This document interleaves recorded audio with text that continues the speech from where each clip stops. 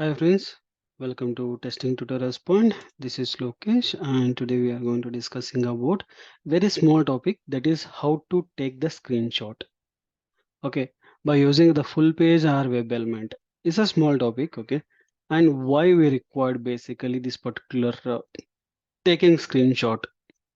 Means sometime we required something we failed, some exception came when we are running in the Jenkins side, or where something we are getting some errors. That moment for getting purpose we can able to use this screenshot.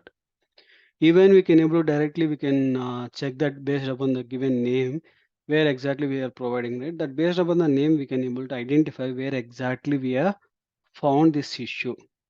To fixing quickly for automation side, we can able to take the screenshots or logs.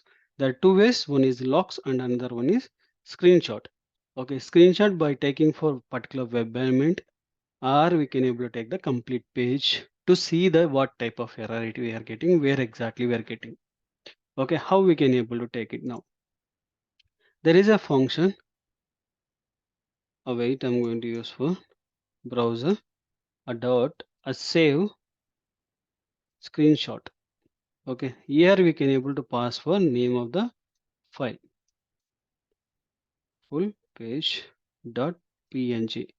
In case if you want to provide some location where exactly you want to store the file, you can able to provide the complete location. Okay, that location it will, we can able to save it. Otherwise it will if you are not provide anything, if you are provide directly that png format, then it will come into sit into this particular location, this particular location, project location, where exactly you are running, that location it will come and sit. This is taking for full screen of the page.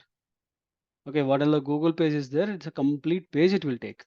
If you want to take a specific element, this is my element, or you can able to take the name of this particular button, anything we can able to take. Okay, for idea I'm taking here, and again I'm going to use for await and dollar